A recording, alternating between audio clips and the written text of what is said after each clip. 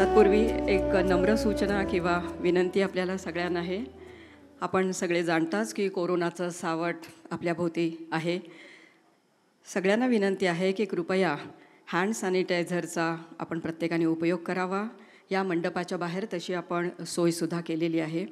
आणि अर्थातच हे सांगणे न लगे प्रत्येकाने मास्क घालूनच ह्या कार्यक्रमस्थळी आपण उपस्थित राहावं आणि पूर्ण वेळ मास्क घालावेत. आणि अर्थातच नेहमीची एक सूचना आणि ती म्हणजे आपल्या फोनला काही वेळ विश्रांती द्यावी हा कार्यक्रम संपेपर्यंत. आणि अर्थातच सायलेंट मोडवर आपण ठेवा. काही वेळातच प्रमुख अतिथी आपले जे आहेत तर ते या ठिकाणी येतील आणि त्यानंतर कार्यक्रम लगेचच सुरू होईल. धन्यवाद. काही क्षणांची आपण इथे विश्रांती घेऊयात.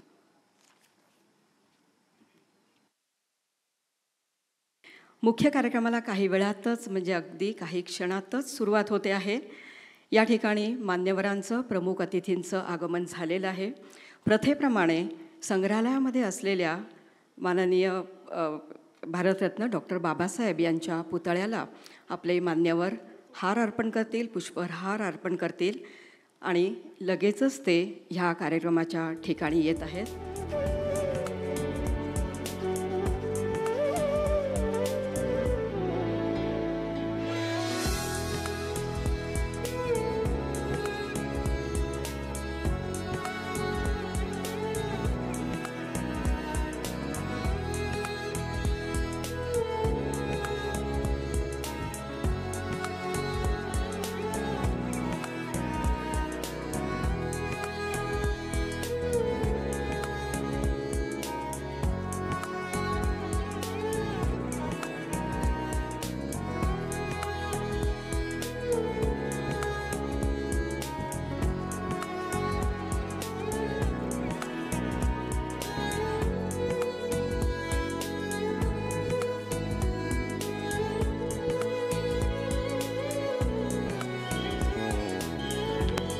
माननीय श्रीयुत नारायण राणे साहेब, त्याचप्रमाणे माननीय देवेंद्र फडणवीस, माननीय चंद्रकांत दादा पाटील, त्याचप्रमाणे महापौर मुरलीधर मोहोळ तसेच अनेक मान्यवर या ठिकाणी ह्या कार्यक्रमस्थळी येत आहेत.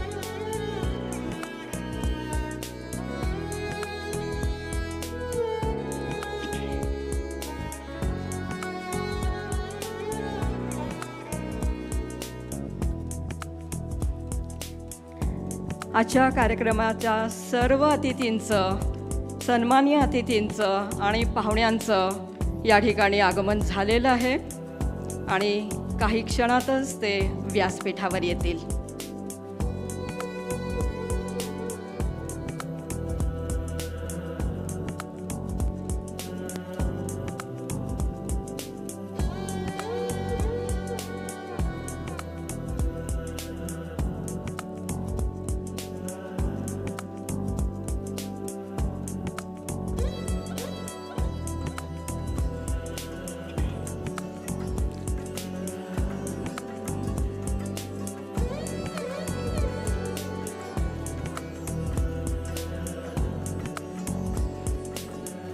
आजचे प्रमुख अतिथी माननीय श्रीयुत नारायण राणे, त्याचप्रमाणे माननीय देवेंद्रजी फडणवीस, माननीय चंद्रकांत दादा तसंच महापौर माननीय मुरलीधर मोहोळ यांचं या ठिकाणी आगमन होत आहे.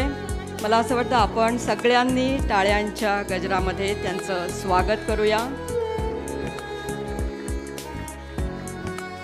सर्व मान्यवरांना मी या व्यासपीठावर येण्याची आणि स्थानापन्न होण्याची विनंती करते.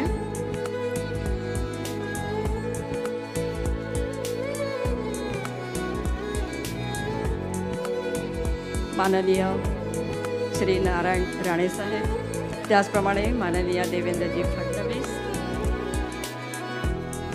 आणि सर्व अतिथींचं या मंचावर मनपूर्वक स्वागत.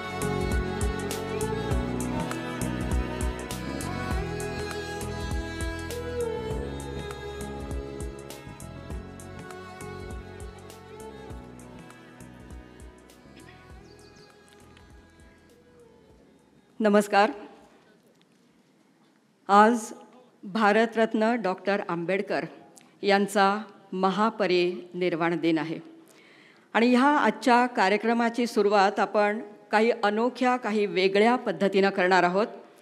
या कार्यक्रमाची सुरुवात करूयात ती प्रत्यक्ष महामानवाच्या आवाजातील ऑडिओ क्लिपनं. मी सगळ्यांना या ठिकाणी नम्र विनंती करते की आपण कृपया या ठिकाणी शांतता राखा. डॉक्टर आंबेडकर यांच्या आवाजातील ही ऑडिओ क्लिप जी आहे त्यांनी कॉन्स्टिट्यूएंट असेंब्लीमध्ये केलेल्या भाषणातील हा एक अंश आहे. तो आम्ही आत्ता प्रसारित करत आहोत.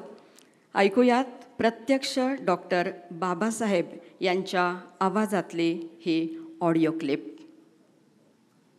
So far, as the ultimate goal is concerned, I think none of us need have any apprehension. None of us need have any doubt. But my fear, which I must express clearly, is this. Our difficulty, as I said, is not about the ultimate future. Our difficulty is how to make the heterogeneous mass that we have today take a decision in common and march in a cooperative way on that road which is bound to lead us to unity. Our difficulty is not with regard to the ultimate. Our difficulty is with regard to the beginning. Mr. Chairman, therefore, I should have thought that in order to make a start, in order to induce every party, every section in this country, it would be the act of greatest statesmanship for the majority party even to make a concession to the prejudices of people who are not prepared to march together. And it is for that I propose to make this appeal. Let us leave aside slogans. Let us leave aside words which frighten people. Let us even make concession to the prejudices of our opponents. Bring them in so that they may willingly join with us on marching upon that road, which, as I said, if we walk long enough, must necessarily lead us to unity.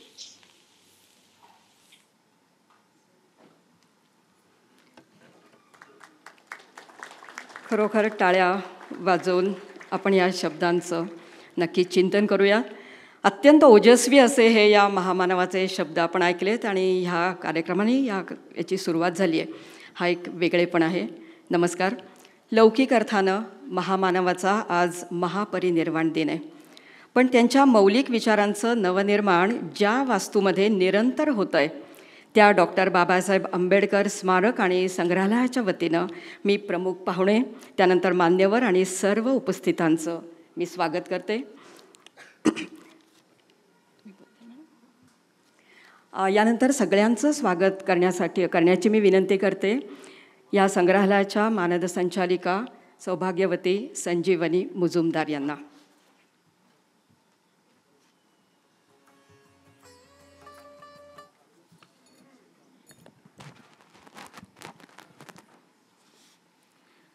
Doctor बाबासाहेबांना त्यांच्या महापरिनिर्वाण दिनानिमित्त प्रथम मी वंदन करते. व्यासपीठावर उपस्थित असलेले कोकणच्या विकासाचे शिल्पकार आणि कोकणात ज्यांनी एक टुरिस्ट डेस्टिनेशन बनवलेलं आहे असे आमचे नारायण राणेजी, ज्यांच्या अभ्यासपूर्ण भाषणातून सतत नवनवीन शिकायला मिळते असे देवेंद्र फडणवीस, त्याचप्रमाणे ज्यांनी सिम्बायोसिसची स्थापना केली आणि अनेकांच्या विरोधांना तोंड देऊन हे भारतातलं एकमेव म्युझियम उभं केलं की ज्याच्यामध्ये सगळा बाबासाहेबांचा संसारच उभा राहिलेला आहे, ते डॉक्टर मुजुमदार.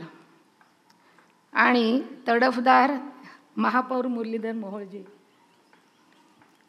या भागातील खासदार, आमदार, माजी नगरसेवक, सिम्बायोसिस परिवारातील आणि विविध शाखांचे पदाधिकारी, कर्मचारी, विद्यार्थी, आपणा सर्वांचं मी स्वागत करते. आज आपण बाबासाहेबांच्या 65व्या महापरिनिर्वाण दिनानिमित्त येथे जमलेलो आहोत. आज आपण ज्या परिसरात इथे बसलेलो आहोत, इथल्या या भव्य म्युझियममध्ये बाबासाहेबांचा सर्व संसार जतन करून ठेवलेला आहे, ज्यामध्ये त्यांनी ज्या पलंगावर शेवटचा श्वास घेतला तो पलंग पाहून आठवणीने डोळे भरून येतात. या सर्व संग्रहालयातील वस्तू माईसाहेबांनी डॉक्टर मुजुमदार यांच्याकडे विश्वासाने स्वाधीन केल्या आणि त्यातूनच हे संग्रहालय उभं राहिलं. अनेक शतकात अशी एखादीच व्यक्ती जन्माला येत असते जी आपल्या सर्वांचं प्रेरणास्थान असते. अशा या व्यक्तीच्या वस्तूंचे जतन आणि देखभाल करण्याचं भाग्य मला मिळालेलं आहे आणि मला माझ्या जीवनाचं प्रायोजन सापडलेलं आहे असं मला वाटतं. हे संग्रहालय आता भारतातील एक राष्ट्रीय संग्रहालय याच्या यादीमध्ये जाऊन पोचलेलं आहे. अस्पृश्य कुटुंबात जन्माला येऊनसुद्धा केवढी मोठी गरुड झेप घेता येते हे बाबासाहेब हे एक मूर्तिमंत उदाहरण आहेत. डॉक्टर बाबासाहेब त्यांच्या समाजातील पहिले मॅट्रिक, पहिले ग्रॅज्युएट, पहिले PhD आणि त्यांना 7 भाषा अवगत होत्या. 1937 साली शेतमजुरांना गुलामगिरीतून मुक्त करण्यासाठी त्यांनी पहिलं बिल मांडलं. तसंच महार वतन कायदा बंद पण केला त्यांनी. त्यासाठी पण त्यांनी प्रयत्न केले. सावकारी पाशातून लोकांना मुक्त करण्यासाठी बाबासाहेबांनी 1938 साली मनी लेंडर बिल मांडले. त्याचप्रमाणे गोलमेज परिषदेमध्ये दलितांचा आवाज पहिल्यांदा आंतरराष्ट्रीय पातळीवर त्यांनी उठवला. 1942 साली जेव्हा ते मजूर मंत्री होते तेव्हा 8 तासांचा दिवस, कामगारांना भरपगारी रजा, महिलांना बाळंतपणाची रजा, अशा अनेक प्रकारचे सोयी त्यांनी करून घेतल्या. बाबासाहेबांच्या व्यक्तिमत्वाचे अनेक पैलू आहेत. ते एक उत्तम वक्ते आणि उत्तम पत्रकारही होते आणि म्हणूनच त्यांनी प्रथम मूकनायक, नंतर बहिष्कृत भारत, त्यानंतर जनता आणि शेवटी प्रबुद्ध भारत ही पाक्षिकं काढली. डॉक्टर बाबासाहेब एक महान शिक्षणतज्ज्ञ पण होते आणि म्हणूनच त्यांनी 1945 साली पीपल्स एज्युकेशन सोसायटीची स्थापना केली. आता ह्या शिक्षण संस्थेची सुरुवातसुद्धा एका वसतिगृहातून झाली. तशीच सिम्बायोसिसची सुरुवातसुद्धा एका हॉस्टेलमधून आणि वसतिगृहातून झाली. विशेष म्हणजे रयत शिक्षण संस्थेतल्या कर्मवीर अण्णांनीसुद्धा शाहू बोर्डिंगच्या रूपाने पहिली वसतिगृहातूनच सुरुवात केली. हा एक योगायोगच म्हणावा लागेल. बाबासाहेब एक उत्तम कायदेपंडित होते आणि ते जेव्हा कायदेमंत्री झाले तेव्हा हिंदू स्त्रीला पुरुषांच्या बरोबरीने हक्क आणि अधिकार मिळावेत म्हणून हिंदू कोड बिल त्यांनी मांडलं. अशा प्रकारे ते केवळ दलितांचेच नव्हे तर कामगार आणि महिलांचे सुद्धा उद्धारकर्ते होते असं म्हणावंसं वाटतं. भारताच्या राज्यघटनेचे तर ते शिल्पकारच होते. ही राज्यघटना जगातील एक उत्कृष्ट राज्यघटना म्हणून गणली जाते. या राज्यघटनेमुळेच भारतातील मग तो पुरुष असो वा स्त्री, गरीब असो वा श्रीमंत, ह्या सगळ्यांना समान हक्क प्राप्त झालेले आहेत. समतेची ही पहिली पायरी केवळ डॉक्टर बाबासाहेबांच्यामुळे आपल्या सर्वांना मिळालेली आहे. बाबासाहेबांच्या जडणघडणीमध्ये आंबेडकर गुरुजी, केळुस्कर गुरुजी, बडोद्याचे सयाजीराव गायकवाड आणि कोल्हापूरचे शाहू महाराज या सर्वांचाही सिंहाचा वाटा आहे. बाबासाहेबांचे जसे दलित मित्र होते तशी दलितेतरसुद्धा मित्र होते आणि त्या सगळ्यांनी अनेक सत्याग्रहामध्ये त्यांच्याबरोबर बरोबरीने भाग घेतला होता. जगात निग्रोंच्या प्रश्नावर जॉन ड्यूए, मार्टिन ल्युथर किंग यांनी अमेरिकेत काम केले. तसेच नेल्सन मंडेला यांनी आफ्रिकेत वर्णद्वेषविरोधी चळवळ उभी केली आणि भारतामध्ये दलित जनतेच्या वेदनामुक्तीचे काम आंबेडकरांनी केले. डॉक्टर आंबेडकरांचे कार्य केवळ राष्ट्रीय नसून आंतरराष्ट्रीय स्तरावरचे आहे असं मला वाटतं. सर्व धर्म समभाव हे जगाच्या विकासाचे अधिष्ठान आहे अशी आंबेडकरांची धारणा होती. आणि म्हणूनच समता, प्रज्ञा आणि करुणा या सगळाच विचार रुजवणारा बौद्ध धर्म त्यांनी शेवटी स्वीकारला. प्रसिद्ध कवी मंगेश पाडगाकर हे एकदा आमच्या इथं म्युझियमला भेट द्यायला आले होते आणि तिथंच माझ्या ऑफिसमध्ये बसून त्यांनी 4 ओळी म्युझियमबद्दल लिहिल्या. जय भीम दलितांच्या नाथा, माणुसकीच्या देवा तू आमचा त्राता, रूढीची राक्षसीण घालीतसे धाक, तूच दिली दलितांना लढण्याची हाक, समतेच्या धर्माचा तू नव उद्गाता, जय भीम दलितांच्या त्राता. नमस्कार.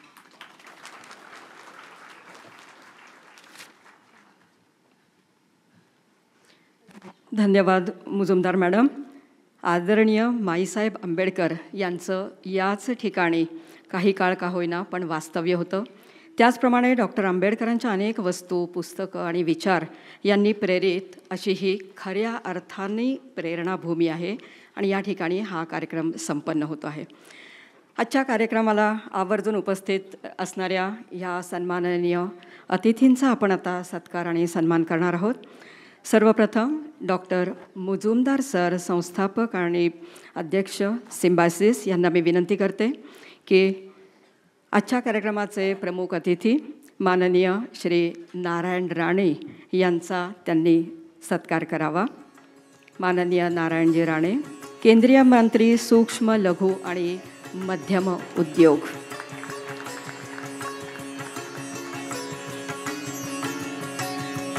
तर मानचिन्ह, शाल आणि श्रीफळ देऊन आपण गौरवतो आहोत.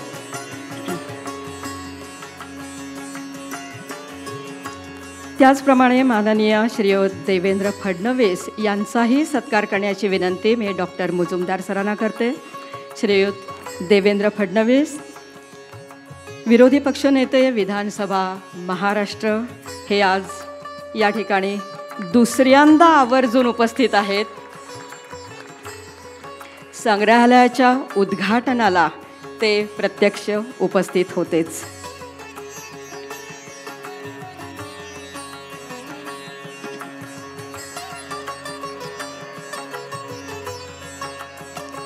आणि यानंतर पुणे शहराचे प्रथम नागरिक अर्थात पुण्याचे महापौर माननीय श्रीयुत मुरलीधर मोहोळ यांचा सत्कार करण्याची मी विनंती करते डॉक्टर मुजुमदार सरांना.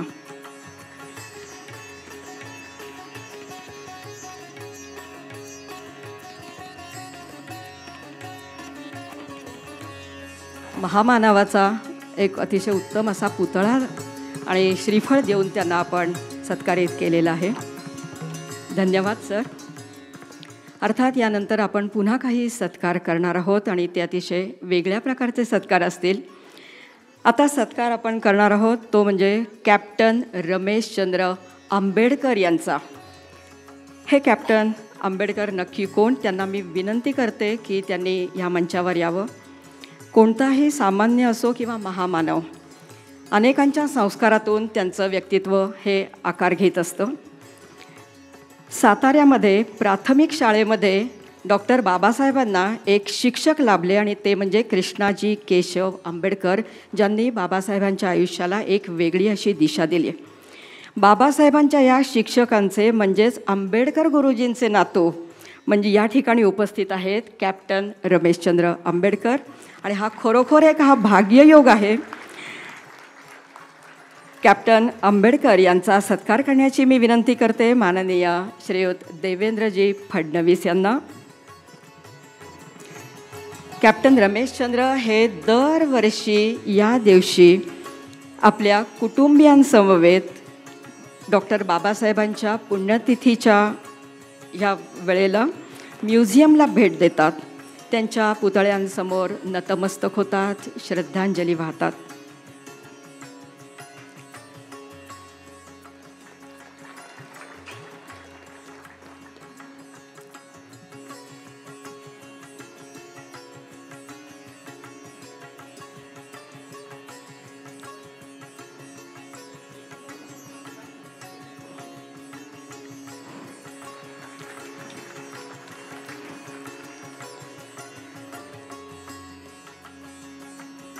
साताऱ्याच्या या आंबेडकर गुरुजींनी बाबासाहेबांना विचार दिले, संस्कार दिले आणि आडनावसुद्धा दिलं.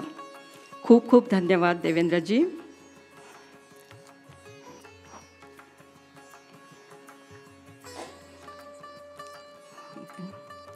आणि यानंतर लगेचच आपण गुणवंत विद्यार्थ्यांचा सत्कार आपण करणार आहोत.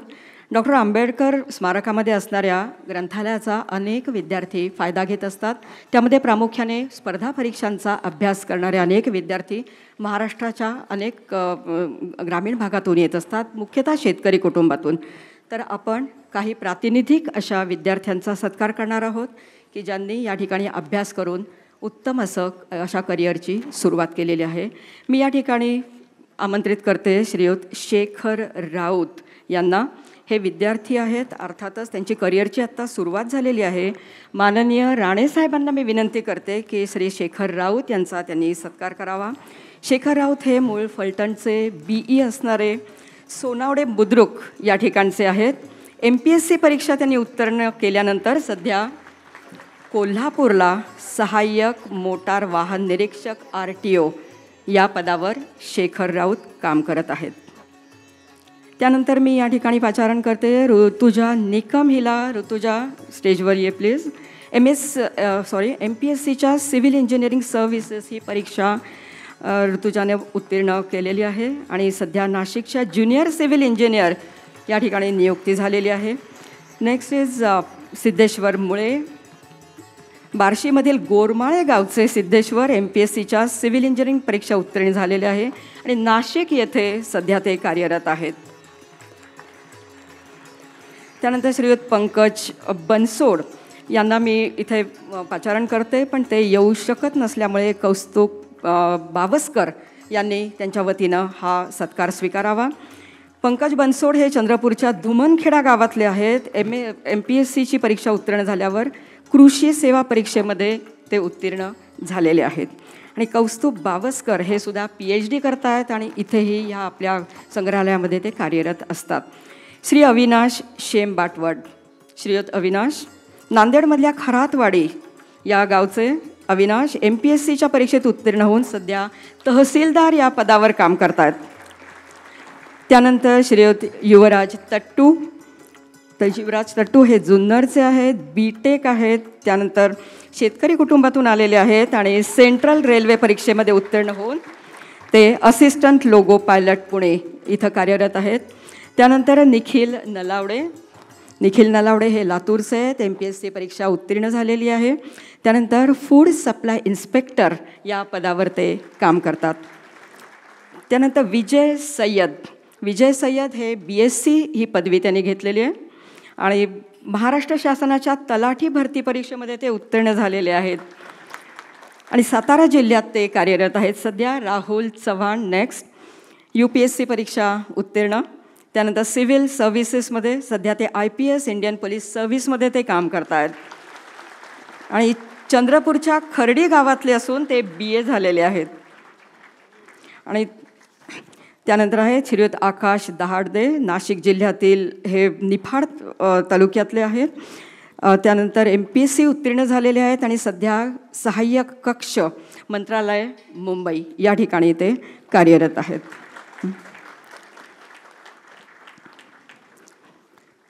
या सर्व विद्यार्थ्यांना पुढील वाटचालीसाठी शुभेच्छा. मला एक विनंती आहे सगळ्यांना की आपण कृपया स्थानापन्न व्हावं. आणि ऋतुजा निकम हिला मी विनंती करते की तिने आपलं मनोगत या ठिकाणी व्यक्त करावं. ती आपल्या ह्या लायब्ररीची विद्यार्थिनी आहे, अतिशय सिन्सिअर विद्यार्थिनी आहे.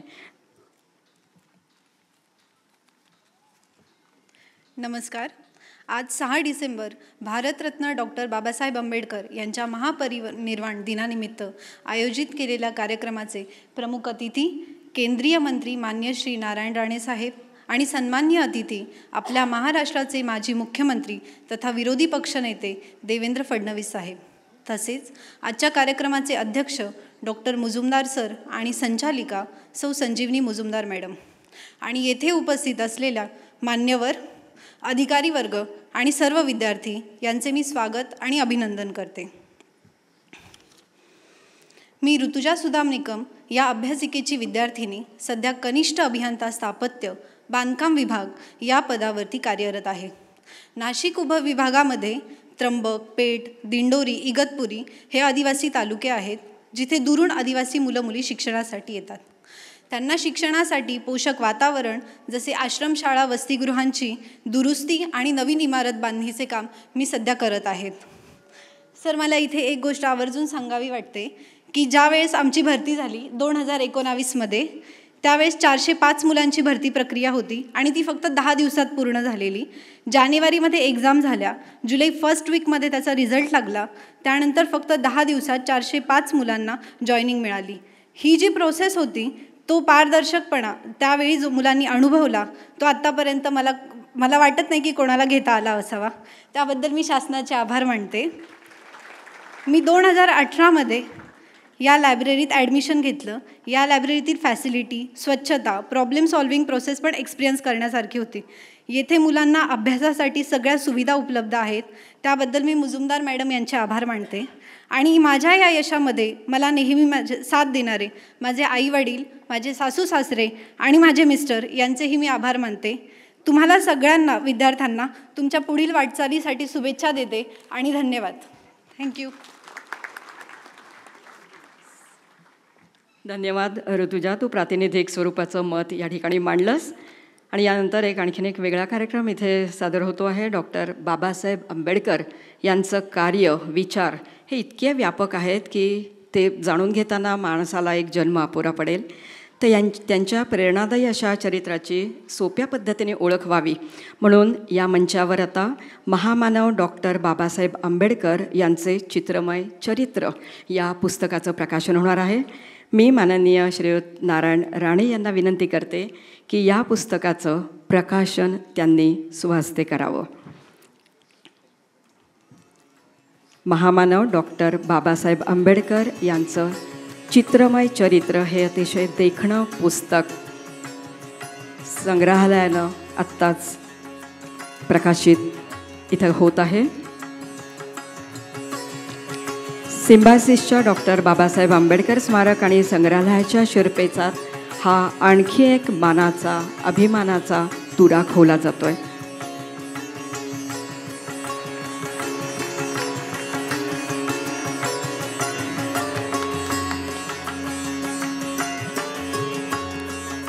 आणि विशेष म्हणजे हे मराठी, हिंदी आणि इंग्रजी ह्या तीनही भाषेत या ठिकाणी हे पुस्तक उपलब्ध असणारे आपल्याला स्थानापन्न होण्याची पुन्हा एकदा मी विनंती करते.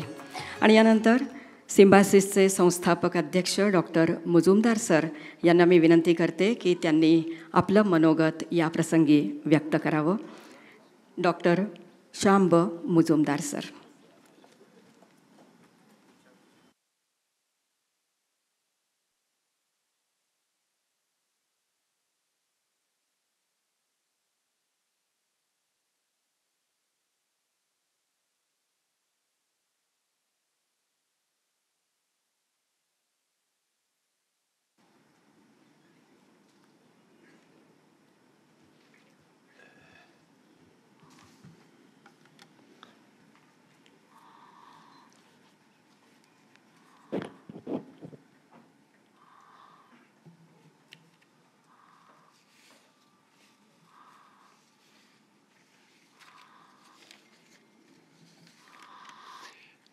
नमस्कार.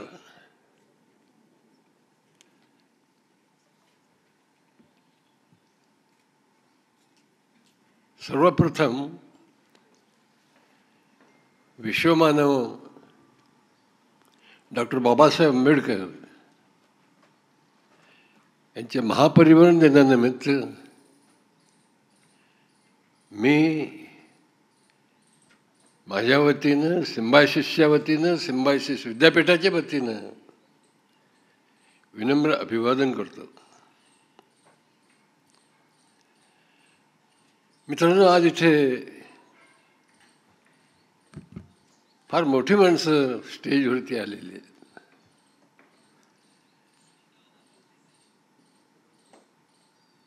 श्री नारायण राणे साहेब यांनी खूप, आमची इच्छा होती नारायणजी की तुम्ही या स्मारकाला भेट द्यावी आणि तो योग आज आला. श्री देवेंद्रजी फडणवीस माजी मुख्यमंत्री हे सिम्बायसिसला नवीन नाही आहे. त्यांच्याच प्रेरणेमुळे सिम्बायसिसला स्किल युनिव्हर्सिटीची स्थापना करता आली. आणि इथे जे तुम्हाला बाबासाहेब आंबेडकर ग्रंथालय दिसतं त्याचं उद्घाटनही तुम्ही आणि शैलजाताई यांच्या झालं होतं. सौभाग्यवती मुजुमदार आमच्या पत्नी, पण 2 मुलींचा संसार व्यवस्थित झाल्यानंतर तिने बाकीचा आमचा संसार विसरून बाबासाहेब आंबेडकरांच्या स्मारकाला आव्हान घेतलेलं आहे.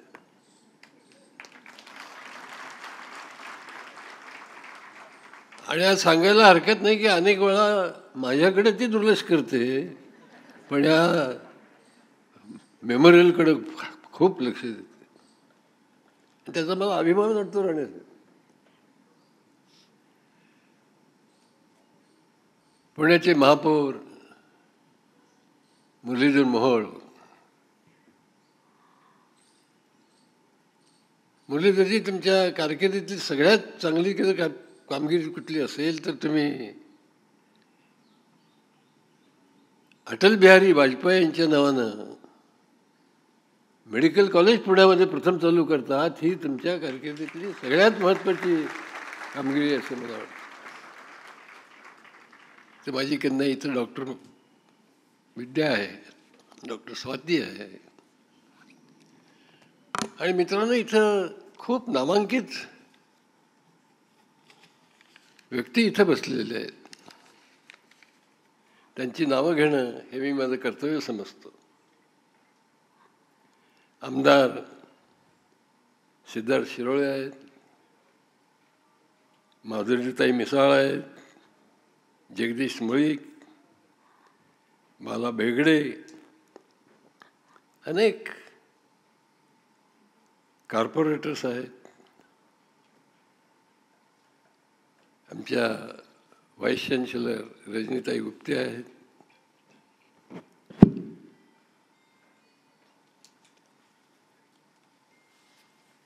सिम्बायसिसतर्फे दरवर्षी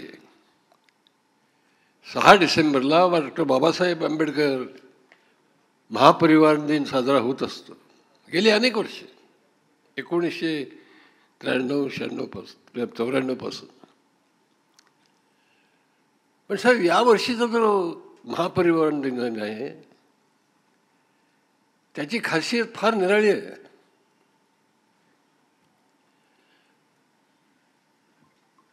आम्ही हा दिन साजरा करत होतो, पण तो थोड्या प्रमाणावरती होता. पण आत्तापर्यंत कधीही नव्हता एवढा भव्य मंडप. शेकडो लोक इथं बसलेले आहेत, 700-800 लोक आहेत. आणि मुख्य म्हणजे महाराष्ट्राचे 2 माजी मुख्यमंत्री एका स्टेजवरती आहेत. इतक्या प्रमाणावरती, भव्य प्रमाणावरती आजपर्यंत असा कार्यक्रम साजरा झाला नव्हता. आणि याला एक फार महत्त्वाचं कारण आहे. कोणतं कारण आहे ते? भारताचे पंतप्रधान नरेंद्रजी मोदी यांच्या काही कल्पना फार, ज्याला आपण इनोव्हेटिव्ह अँड इमॅजिनेटिव्ह आयडियाज म्हणतो, त्या असतात. त्यांनी असं ठरवलं की भारताच्या स्वातंत्र्याला 75 वर्षे पूर्ण होत आहेत. आणि म्हणून केंद्र सरकारनं असं ठरवलं की स्वातंत्र्याच्या अमृत महोत्सवानिमित्त संबंध देशामध्ये काही महत्त्वाच्या इव्हेंट्स आपण घडवूया. आणि त्यातली एक इव्हेंट म्हणजे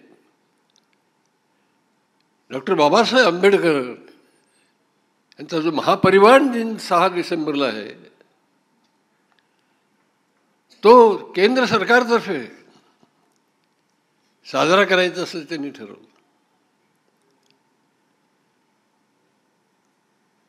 आणि त्याची जबाबदारी समाज कल्याण मंत्रालयाकडे दिली. आणि समाज कल्याण मंत्रालयामध्ये डॉक्टर बाबासाहेब आंबेडकर फाउंडेशन नावाचं एक प्रतिष्ठान आहे. त्या प्रतिष्ठानतर्फे जिथं जिथं बाबासाहेब आंबेडकरांचा संबंध आला, जिथं बाबासाहेब आंबेडकरांच्या वस्तू जतन करून ठेवलेल्या आहेत, जिथं त्यांच्या आठवणी साठवलेल्या आहेत आणि साठलेल्या आहेत, अशा 5 ठिकाणी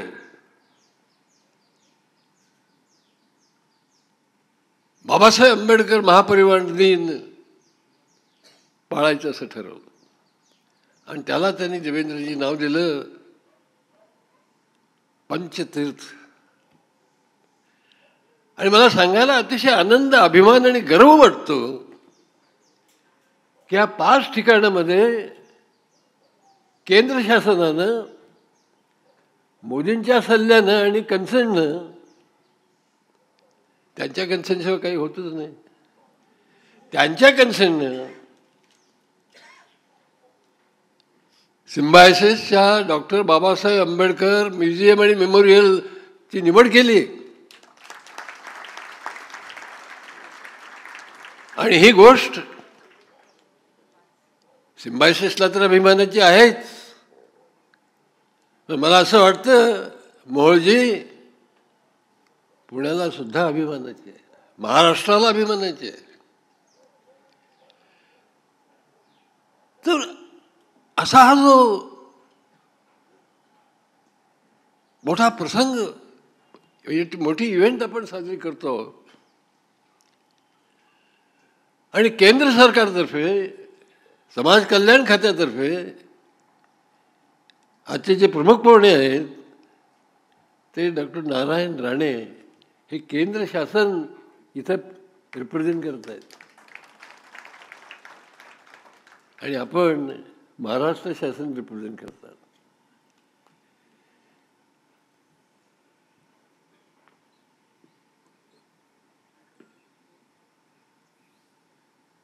ह्या स्मारकाबद्दल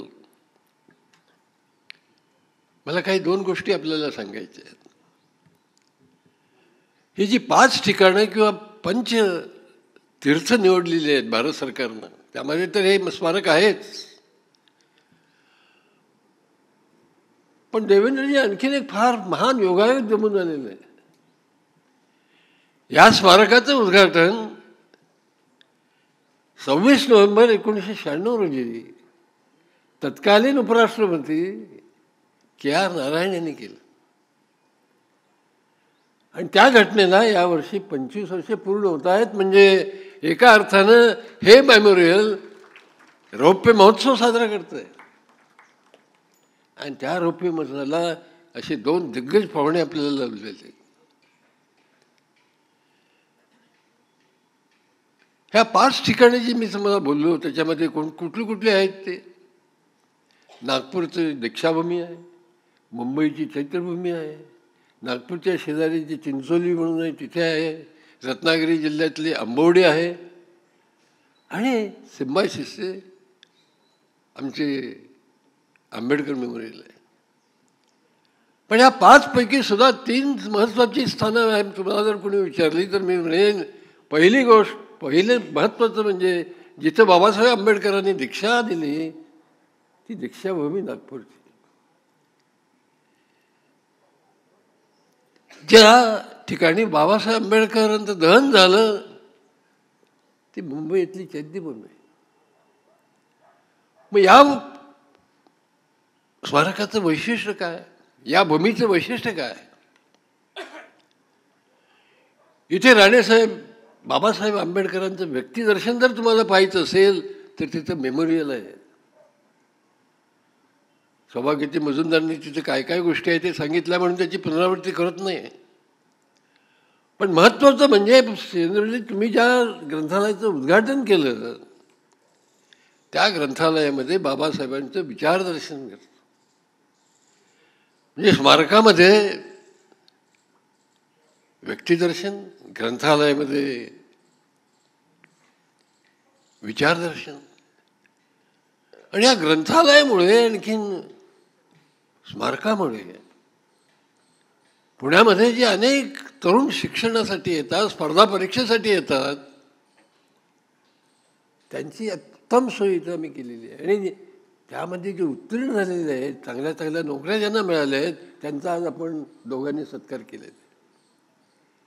आणि म्हणून मी असं म्हणेन की नागपूरची जशी दीक्षाभूमी आहे आणि मुंबईची जशी चैत्यभूमी आहे, तशी मोहोळजी पुण्यामध्ये सिम्बायसिसनं प्रेरणाभूमी निर्माण केली.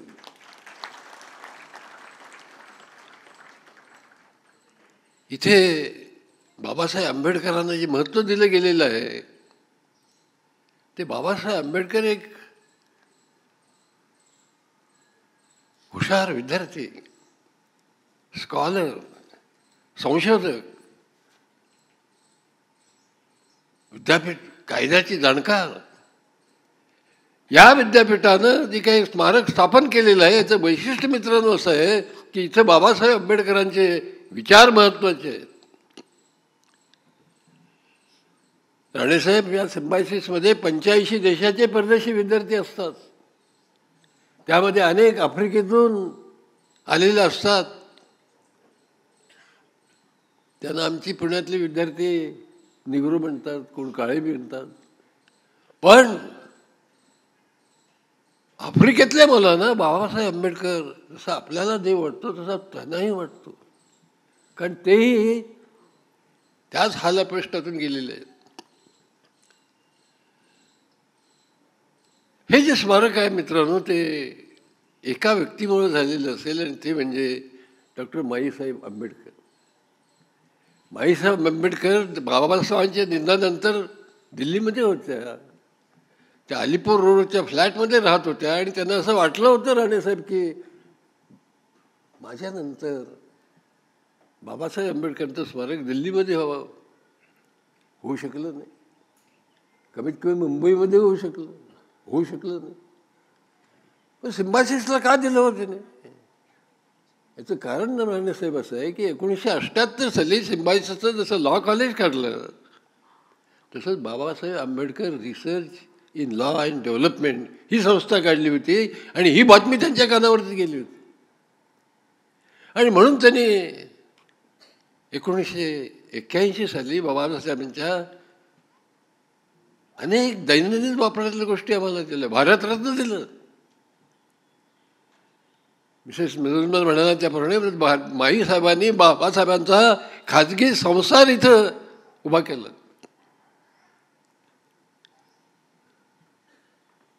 – 1982 साली माईसाहेबांनी ज्या गोष्टी दिल्या होत्या, विशेषतः त्यांचा अस्थि कलश बाबासाहेबांचा, तो 1982 साली यशवंतराव चव्हाण यांनी पुणेकरांच्या वतीने स्वीकारला.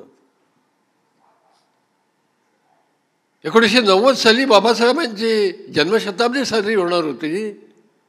त्यावेळी ह्या स्मारकाचा भूमिपूजन समारंभ शरद पवारांच्या हस्ते झाला. आणि 26 नोव्हेंबर 1996 रोजी मी मगाशी सांगितल्याप्रमाणे KR नारायणन यांच्या हस्ते याचं उद्घाटन झालं.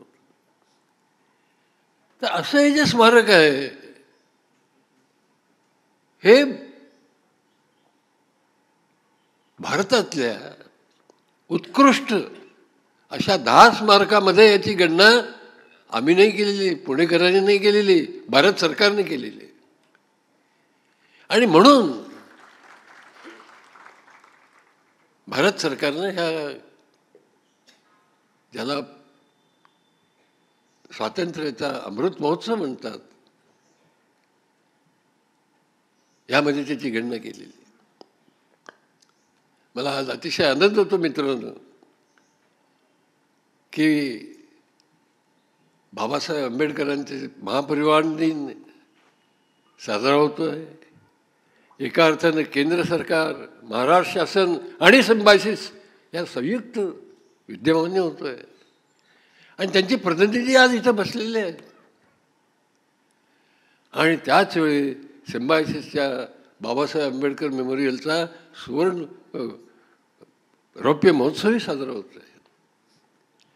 मी फार बोलू इच्छित नाही. मी पुन्हा राणेसाहेब आणि देवेंद्रजी तुमचा मी पुन्हा स्वागत करतो, तुमचे मनापासून आभार मानतो. आणि इतक्या मोठ्या संख्येनं पुण्यामध्ये अनेक कार्यक्रम आहेत राणेसाहेब, अनेक कार्यक्रम आहेत, तरीसुद्धा इतक्या मोठ्या संख्येनं आपण आला म्हणून तुम्हाला सर्वांचे आभार मानतो. धन्यवाद. धन्यवाद डॉक्टर मुजुमदार सर. पंचतीर्थांपैकी असणारं एक हे अतिशय आपल्याला आणि भारतीयांनासुद्धा अभिमानास्पद आहे. आज नागपूरची दीक्षाभूमी जी आहे तर ती सिम्बायसिसच्या प्रेरणाभूमीला भेटण्यासाठी या ठिकाणी आलेली आहेत. अर्थातच माननीय श्री देवेंद्रजी फडणवीस हे या ठिकाणी उपस्थित आहेत. देवेंद्रजी, मी आपल्याला विनंती करते की या प्रसंगी आपले विचार आपण व्यक्त करावेत. माननीय देवेंद्रजी फडणवीस.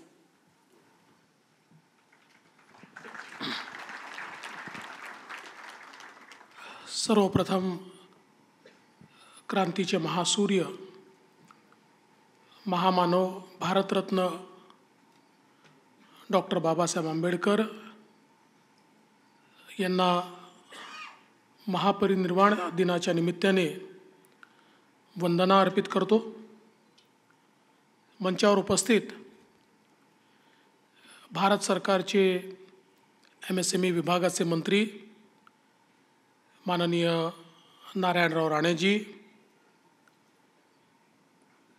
या सिम्बायोसिसचं रोपटं लावून ज्यांनी त्याचा वटवृक्ष तयार केला ते आदरणीय डॉक्टर मुजुमदार सर, हे जे अतिशय सुंदर म्युझियम आहे, या म्युझियमचं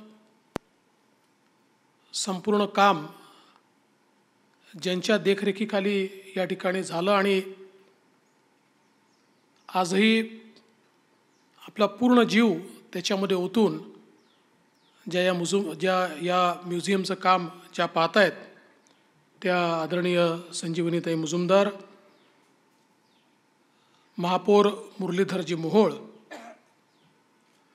डॉक्टर विद्याताई येरवडेकर, स्वातीताई, मुजुमदार परिवारातील सर्वच परिवारजन, आमच्या सहकारी आमदार माधुरीताई मिसाळ, सिद्धार्थजी शिरोळे, जगदीशजी मुळीक, उपमहापौर वाडेकरताई, सर्वच या ठिकाणी उपस्थित नगरसेवक, पदाधिकारी, विद्यार्थी आणि उपस्थित भगिनी आणि बंधूंनो,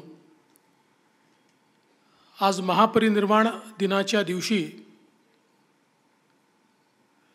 या म्युझियममध्ये या ठिकाणी येऊन डॉक्टर बाबासाहेब आंबेडकरांनी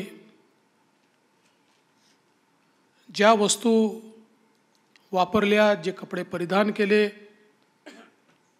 त्यांचं हस्तलिखित अशा सगळ्या गोष्टींचं दर्शन घेण्याची संधी आम्हाला प्राप्त झाली. त्याबद्दल मी भारत सरकारचे आणि सिम्बायोसिस परिवाराचे अतिशय मनापासून आभार मानतो. खरं तर महामानव डॉक्टर बाबासाहेब आंबेडकरांच्या या संपूर्ण इतिहासाशी वेळोवेळी जुडण्याची संधी मला देखील मिळाली.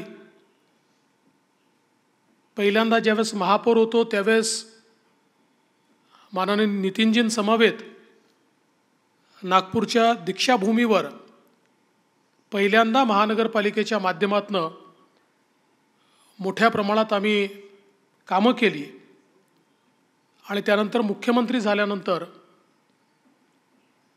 पवित्र दीक्षाभूमीच्या विकासाकरता महाराष्ट्र सरकारच्या वतीनं 100 कोटी रुपये हे आम्ही त्या ठिकाणी दिले आणि मोठ्या प्रमाणात काम त्या ठिकाणी आम्ही घडवून आणलं.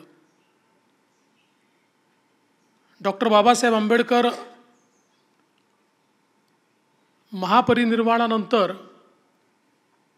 ज्या चैत्यभूमीवर त्यांच्यावर अंत्यसंस्कार करण्यात आले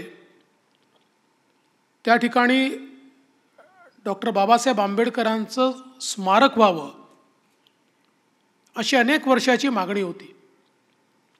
त्या ठिकाणी इंदू मिलची जागा होती आणि सातत्याने ती मागणी चालायची. कधीकधी दुर्दैव असं असतं की ज्या महामानवाने भारताला संविधान दिलं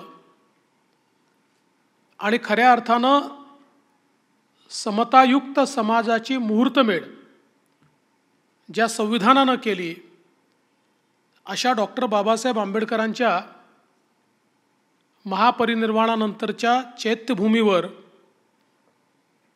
त्यांचं स्मारक व्हावं याकरता 1 इंच जागा देखील त्या ठिकाणी उपलब्ध होऊ शकली नाही. पण माननीय मोदीजींचे मी आभार मानतो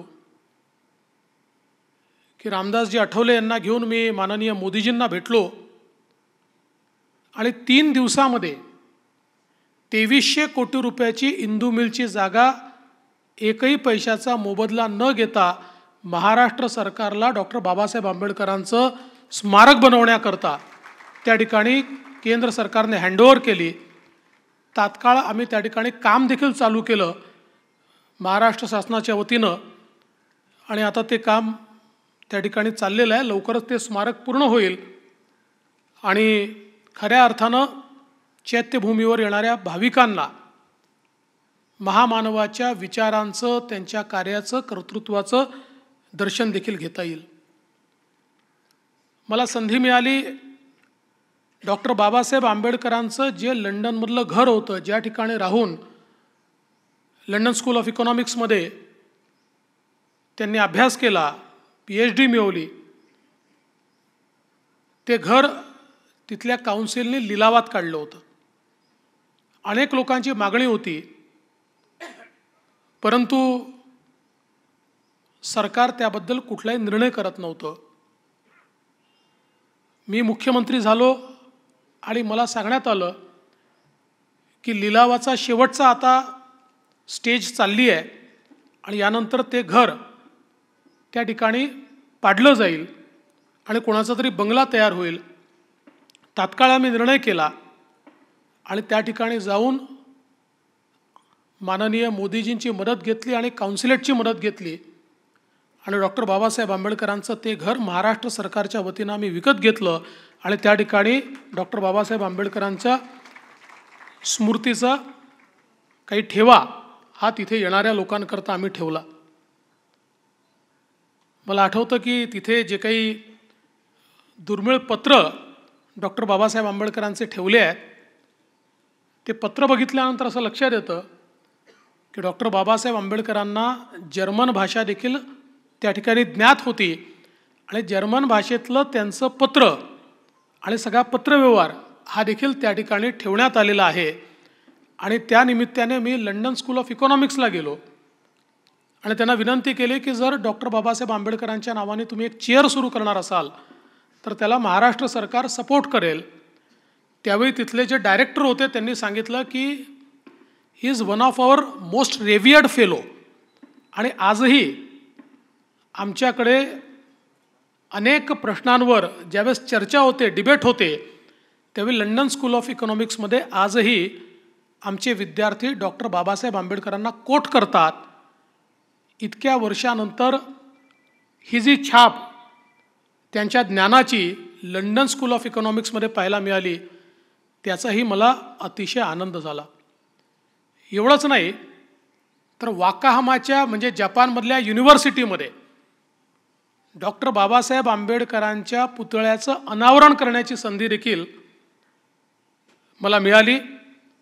आणि जपानमध्ये डॉक्टर बाबासाहेब आंबेडकरांचा तो पुतळा संपूर्ण त्या युनिव्हर्सिटीमध्ये अतिशय सन्मानानं त्या ठिकाणी उभा आहे. ज्या चिंचोलीचा या ठिकाणी उल्लेख झाला, नागपूरच्या जवळ वामनराव गोडबोले जे अनेक वर्ष बाबासाहेबांसोबत राहिले, त्यांच्याकडे काही वस्तू होत्या त्या त्यांनी जतन करून ठेवल्या होत्या. आणि 99 साली मी ज्यावेळेस त्या भागात आमदार झालो त्यावेळेस जाऊन बघितलं तर त्या ठिकाणी काहीच नव्हतं. अतिशय त्यावेळेस गोडबोलेजी जिवंत होते. छोट्याशा एका खोलीमध्ये सगळ्या गोष्टी त्यांनी ठेवल्या होत्या.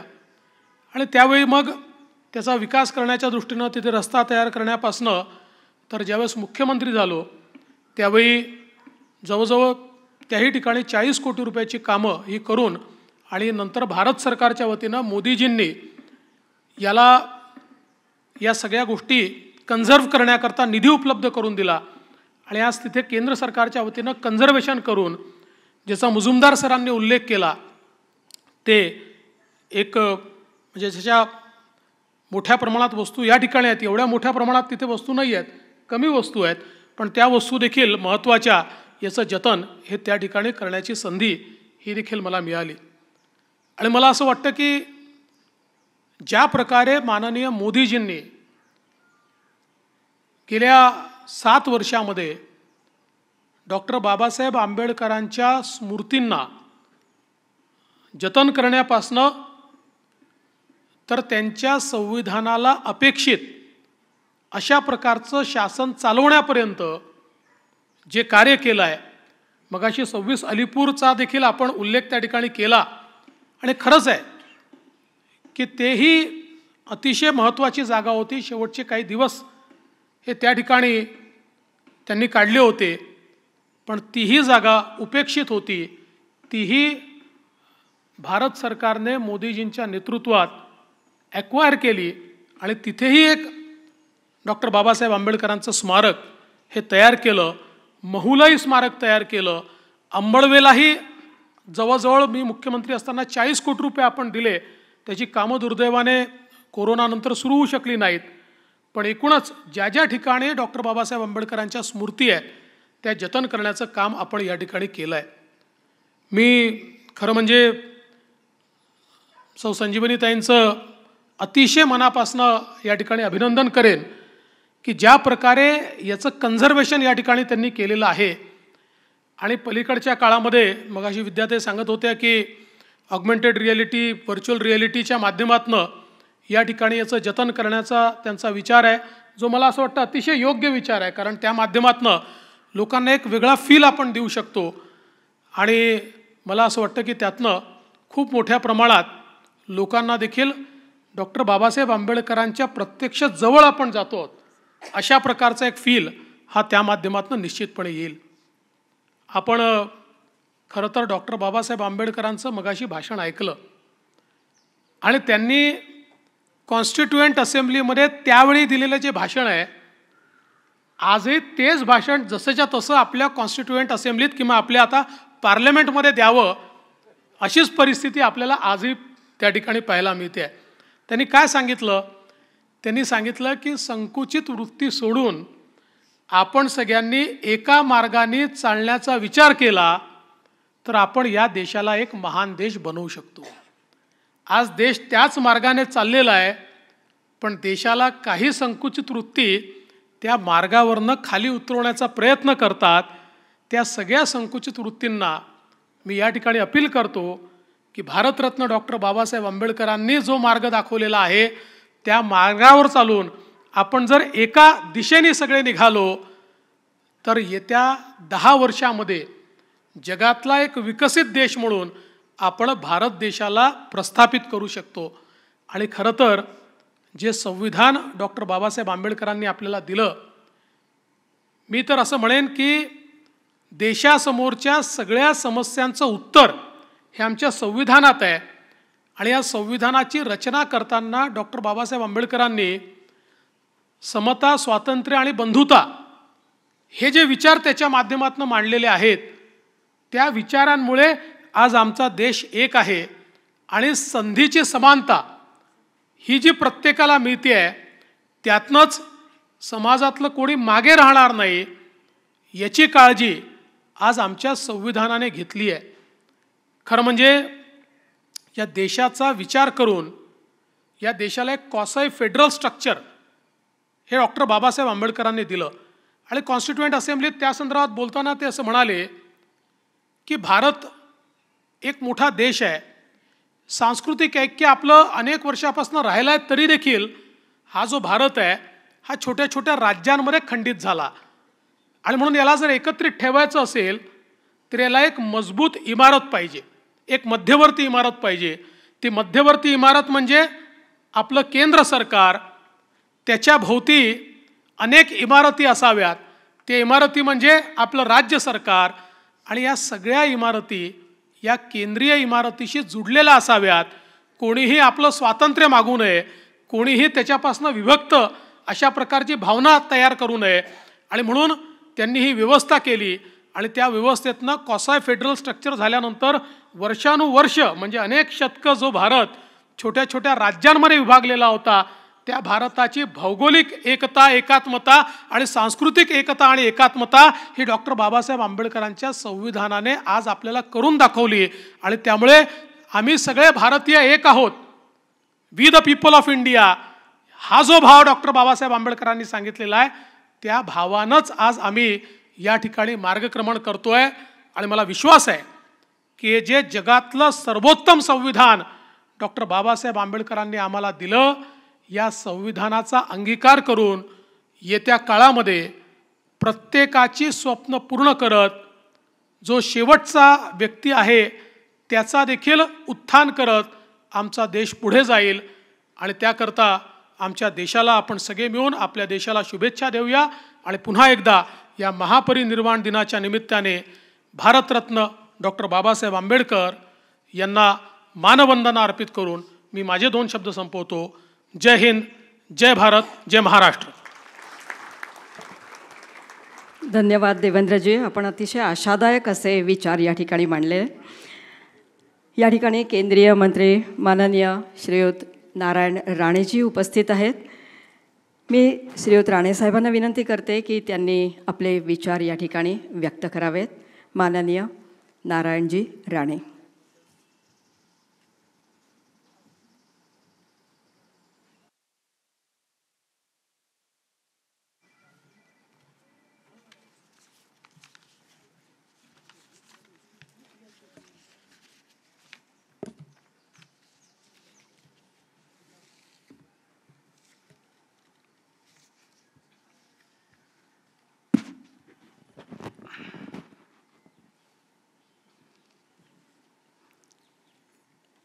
भारतरत्न परमपूज्य बाबासाहेब आंबेडकर यांच्या स्मृतीस मी अभिवादन करतो. आणि त्यांच्या महापरिनिर्वाण दिनानिमित्ताने हा कार्यक्रम होत असताना त्याला उपस्थित असलेले माननीय महाराष्ट्राचे माजी मुख्यमंत्री, सध्याचे विधानसभेचे विरोधी पक्षनेते देवेंद्रजी फडणवीस, सिम्बॉसिस या संस्थेचे संचालक, संस्थापक आणि शिक्षण महर्षी म्हणेन डॉक्टर एस.व्ही. मुजुमदारजी, सौ संजीवनी मुजुमदार, सन्माननीय मुरलीधर मोहोळ महापौर, डॉक्टर विद्याजी येरोडेकर, आमदार सौ माधुरी मिसाळ, आमदार सिद्धार्थ शिरोळे, आमदार मुळीक, नगरसेवक, नगरसेविका, उपस्थित अन्य मान्यवर आणि विद्यार्थी मित्र, आजचा दिवस भारताच्या इतिहासात एक महत्त्वपूर्ण असा दिवस आहे. या दिवसाचं औचित्य साधून आमच्या डॉक्टर मुजुमदारांनी हा कार्यक्रम आयोजित केलेला आहे. हा भावनिक आहे, कर्तव्याची जाणीव करून देणारा आहे, बुद्धिमत्तेचा आदर करण्याजोगा कार्यक्रम आहे. भारतीय नागरिकांनी देशासाठी आणि समाजाने कसं काम केलं पाहिजे याची प्रेरणा देणारा हा दिवस आहे. आणि म्हणून या दिवशी उपस्थित राहताना मला स्वतःला आनंद वाटला. तसेच या ठिकाणी आमच्या मुजुमदार साहेबांच्या सो संजीवनी मुजुमदार यांना म्युझियम दाखवला, लायब्ररी दाखवली. म्हणजे आयुष्यात पहिल्यांदा बाबासाहेब आंबेडकरांचा असा म्युझियम मी पाहिला, पहिल्यांदाच. आणि अनेक जण असे म्युझियम भरवतात, पण जे काही गोष्टी ठेवतात बाबासाहेबांचं नाव सांगून त्या खऱ्या असतात असं नाही, पण इथे खऱ्या दिसल्या आणि आहेत. आणि त्याचं श्रेय सगळं तुमचं आहे. आणि म्हणून तुमचं अभिनंदन. आणि ईश्वराने तुम्हाला दोघांनाही दीर्घ आयुष्य आणि उत्तम आरोग्य देऊ दे ही मी प्रार्थना करतो. त्यामुळे तुमचं वय मोजत न राहता न सांगता तुम्ही शतायू व्हा अशी माझी प्रामाणिक इच्छा मी ते व्यक्त करतो. बाबासाहेब आंबेडकर यांना कोणतं विशेषण वापरावं हा प्रश्न पडतो. मराठी भाषेतले कितीतरी विश्लेषण आहेत. ते हुशार होते, बुद्धिमान होते, कर्तव्यनिष्ठ होते, समाजसेवक होते. ते किती डिग्र्या घेतले त्यांनी आयुष्यात, कोणत्या क्षेत्रात त्यांचं काम नाही.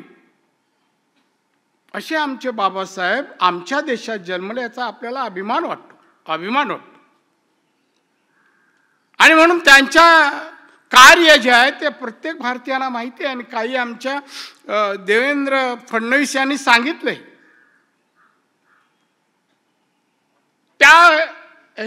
त्याबद्दल मी जास्त काही बोलणार नाही. पण आज देशाला कशाची आवश्यकता आहे? बाबासाहेबांसारख्या नागरिकाची आवश्यकता आहे. आज देशाला जात आणि धर्म भेद मिटवायचे असतील तर कुठली विचारसरणी पाहिजे? बाबासाहेब आंबेडकरांची पाहिजे. आज ह्या मंचावरून, या कॉलेजमधून जी विचारसरणी बाहेर जाईल ती विचारसरणी आत्मनिर्भर भारत, आणि तिथे जात धर्म हे भेदभाव नसेल, भारत माझा देश आहे, हा आपला देश आहे म्हणणारे नागरिक या भारतात असले पाहिजेत. त्यांना परमपूज्य बाबासाहेब आंबेडकरांचं नाव सांगताना अभिमान वाटेल. आणि आमचे बाबासाहेब आंबेडकर सांगताना गर्व वाटेल. आणि म्हणून आपण एक निर्धार करायला पाहिजे. बाबासाहेबांनी त्यांच्या आयुष्यात जे काम केलं, कार्य केलं, जी घटना लिहिली, आज घटनेचं कौतुक सर्वत्र होत आहे. जसं आमच्या देवेंद्रजींनी सांगितलं, प्रत्येक अडचणीवर, समस्येवर तोडगा म्हणजे भारतीय संविधान. कधी अडल्यानंतर तज्ञाकडे जा, ते घटना काढतात, सांगतात बघा याप्रमाणे हा अन्याय दूर व्हायला पाहिजे, असा तुम्हाला न्याय मिळू शकेल. साधी आता एक छोटी गोष्ट सांगतो. मराठा आरक्षणाबद्दल फार महाराष्ट्रात आंदोलन वगैरे फार झाली. विरोधकांनाही बरेच भारतीय जनता पक्षावर, तेव्हाच्या आमच्या देवेंद्र फडणवीस यांच्या सरकारवर फार टीका केली. नाही काय म्हणे याने आरक्षण दिलं,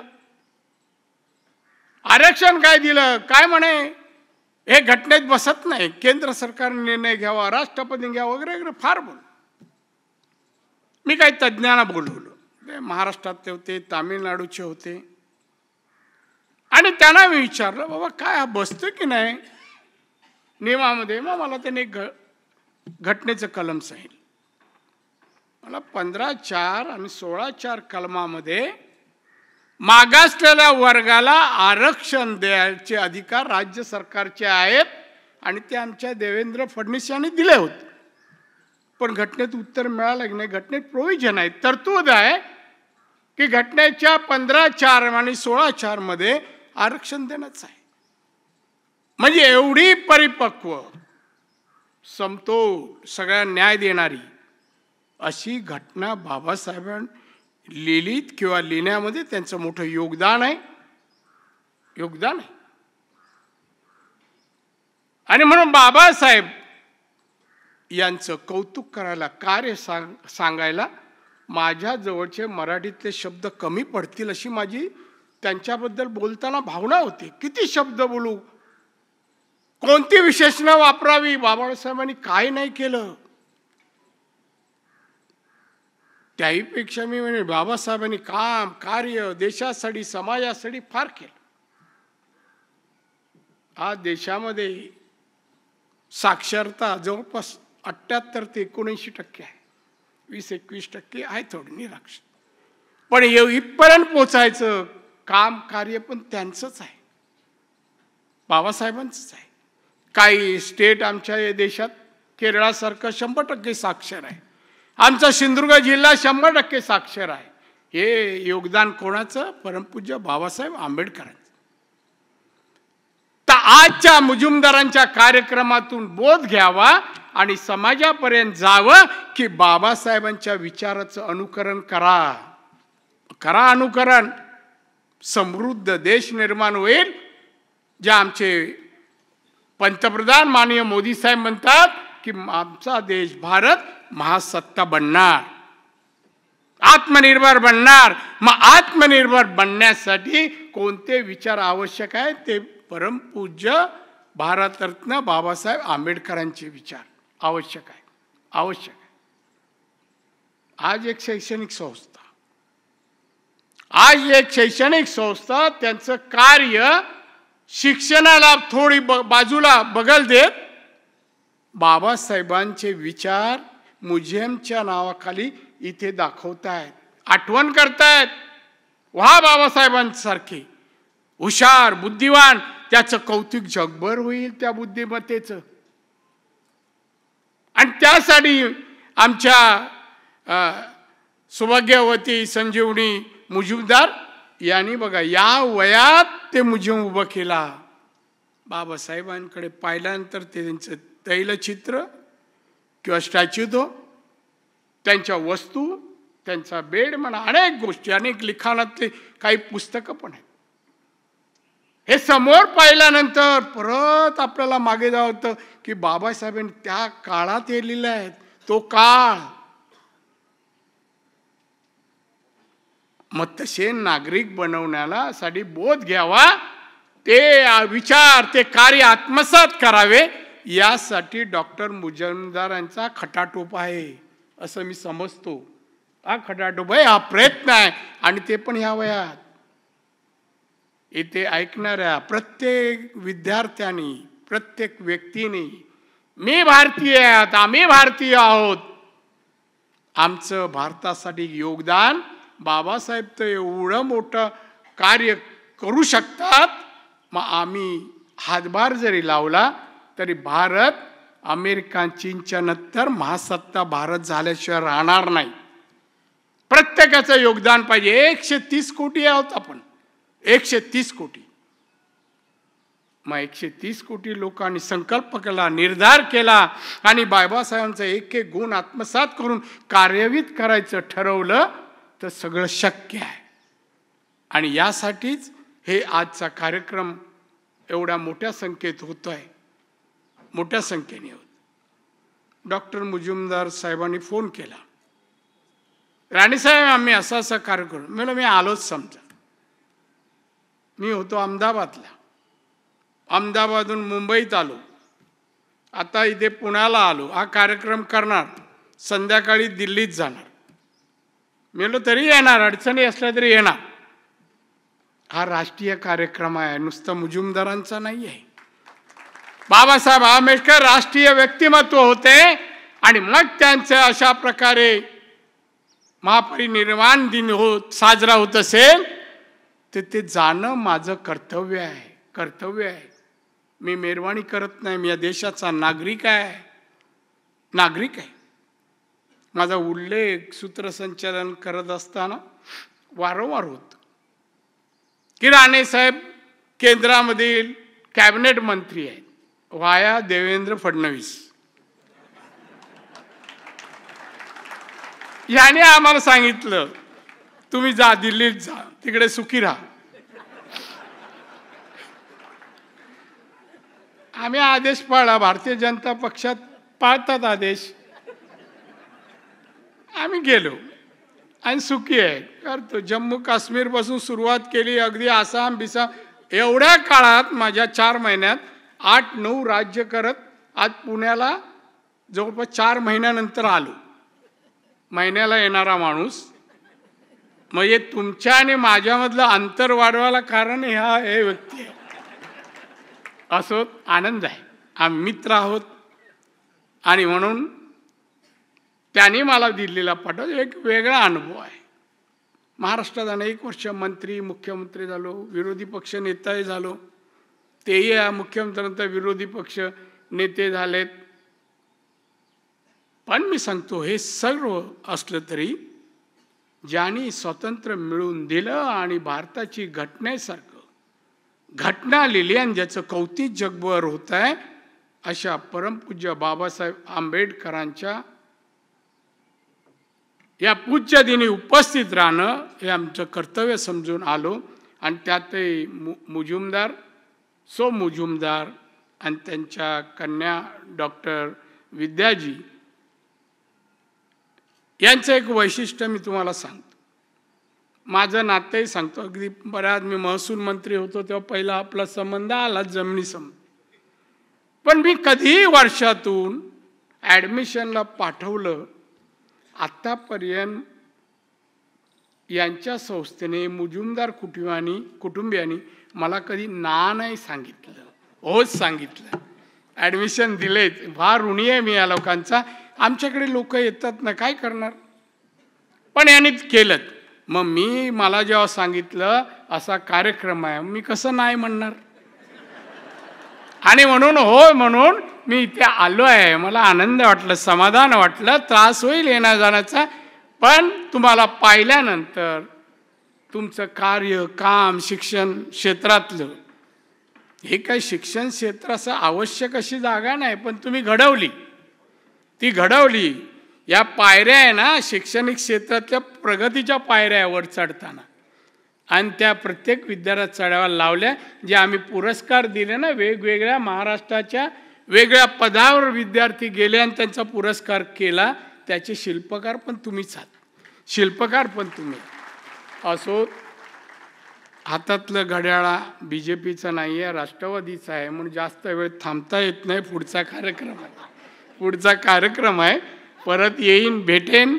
यांनी तर आमच्या ताईंनी सांगितलंय परत या, मला बरंच काय दाखवायचं. नक्कीच परत येईन. अधिवेशन संपल्यानंतर नक्की येईल आणि पाहिन.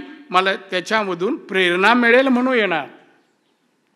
तुमच्या ह्या सर्व ॲक्टिव्हिटीजमधून मला प्रेरणा मिळेल. जशी विद्यार्थ्यांना मिळते, इथल्या नागरिकांना मिळते, तीच प्रेरणा मला मिळेल आणि माझ्या कार्यात कामात भर पडेल. या स्तुत्य हेतून मी परत येईन. आज आपल्या सर्वांची रजा घेतो. परत एकदा डॉक्टर मुजुमदार यांच्या सर्व कुटुंबियांचे आभार मानतो. जय हिंद, जय महाराष्ट्र आणि जय हिंद. खूप खूप धन्यवाद राणे साहेब. आपण इथे आलात, आपले विचार व्यक्त केलेत. अर्थातच समारोपाकडे आपण जातो आहोत, पण तत्पूर्वी माननीय देवेंद्रजींच्या वतीनं मी इथे एका गोष्टीचा उल्लेख करणार आहे. आत्ताच त्यांनी सांगितलं की लंडन येथील डॉक्टर बाबासाहेबांचं घर हे शासनाच्या वतीनं ताब्यात घेतलं होतं आणि त्याबद्दलचा आणखीन एक मुद्दा त्यांनी इथे मला तुम्हाला सांगायला सांगितलेला आहे. तो त्यांच्याच शब्दात मी वाचून दाखवते. देवेंद्रजी म्हणत आहेत, एक उल्लेख करणं गरजेचं आहे. लंडन येथील घरात प्रदर्शन लावण्याकरता 50 दुर्मिळ चित्रफ्रेम्स या सौभाग्यवती संजीवनीताई मुजुमदार यांनीच मुंबईमध्ये आम्हाला आणून दिल्या. त्या आम्ही लंडनला नेऊन त्याचे प्रदर्शन लावलेले आहे. आपले देवेंद्रजी फडणवीस. आणि अर्थातच कार्यक्रमाचा आता समारोप होतो आहे. त्याकरता सिम्बायसिसच्या प्रधान संचालिका डॉक्टर विद्या येरोडेकर यांना मी विनंती करते की त्यांनी आभार मानावेत.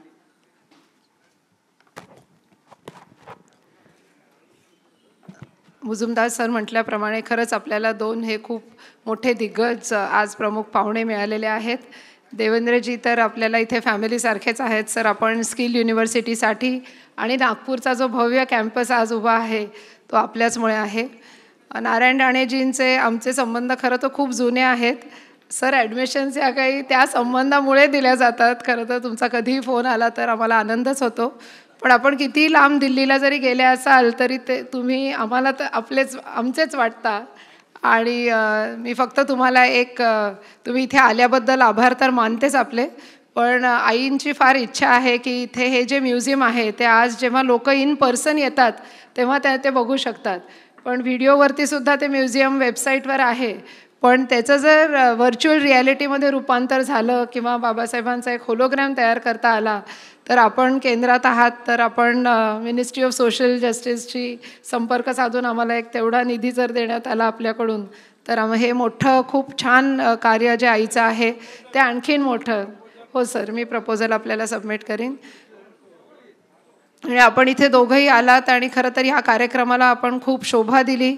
मुजुमदार सर म्हटल्याप्रमाणे ह्या म्युझियमला 25 वर्ष झालीत, सिम्बायसिसला 50 वर्ष झाली आणि आझादी का महोत्सव आपण आज सेलिब्रेट करत आहोत. तर त्यानिमित्ताने खरं तर हे एक त्रिवेणी संगमासारखा खूप छान अवसर आज आम्हाला मिळालेला आहे आपल्या दोघांमुळे. तसंच मुरलीधर मोहोळजी, आपण तर घरातलेच आहात पण मी डॉक्टर या नात्याने आपले धन्यवाद मानते. कारण आपण पुणे हे एक सेफ सिटी आपण केलेली आहे. कोविडमध्ये आपण जे काम केलं किंवा वॅक्सिनेशनचं जे काम केलं त्याच्यामुळेच खरं तर आम्ही धाडसाने एवढे सगळी लोकं बोलवून आमंत्रित करू शकलो. आईंबद्दल सर सांगायचं म्हणजे मुजुमदार मॅडम जरी म्हटलात आपण तरी आमच्या सगळ्यांच्या आई आहेत आणि त्यांचं हे कार्य इतकं इन्स्पिरेशनल आहे की दादा म्हणतात तसं की ही जर प्रेरणाभूमी तर आहेच आणि बाबासाहेबांच्या सगळ्या जीवनातनं आमची मुलं खूप काही शिकतात. पण खरं तर आईचं जे काम आहे आणि इथे जे तिने वाहून घेतलेलं आहे, दादानी फक्त माझ्या आणि स्वातीच्या संसाराचा उल्लेख केला पण आमची नातवंड, आईची पंतवंड ही सुद्धा त्यांच्या दोघांकडनं खूप इन्स्पिरेशन घेतात आणि ही त्या अर्थाने खरं तर प्रेरणाभूमी आहे. मी समोर बसले ते सगळ्यांचेही आभार मानते. इथे सगळे MLAs, आणखीन कॉर्पोरेटर्स, एक्स कॉर्पोरेटर्स खूप संख्येमध्ये आलेले आहेत आणि मला खात्री आहे की ही प्रेरणाभूमी, हे जे पंचतीर्थ आणि मोदीजींनीच हे नॅशनल मॉन्युमेंट म्हणून जाहीर केलेलं आहे तर हे सगळ्यांना एक प्रेरणास्थान होईल. हे बोलून मी माझे 2 शब्दांचं भाषण संपवते आणि सर आपले परत एकदा आभार मानते. धन्यवाद. धन्यवाद डॉक्टर विद्या. यानंतर कार्यक्रमाचा समारोप होतो आहे पण तत्पूर्वी हा समारोप राष्ट्रगीताने होणार आहे. आपल्या सगळ्यांना मी विनंती करते की त्यासाठी आपण उभे राहावे. राष्ट्रगीत. जनगण मन अधिनायक जय हे भारत भाग्य विधाता. पंजाब सिंध गुजरात मराठा द्राविड उत्कल गंगा. विंध्य हिमाचल यमुना गंगा उच्चल जलधि तरंगा. तव शुभ नामे जागे तव शुभ आशीष मागे. गाहे तव जय गाथा जनगण मंगलदायक जय हे भारत भाग्य विधाता. जय हे जय हे जय हे जय जय जय जय हे. धन्यवाद. सर्वांना इथं विनंती आहे की आधी जे VIP आहेत, आपले प्रमुख अतिथी आहेत, ते गेल्यानंतरच मग आपण प्रस्थान करावं.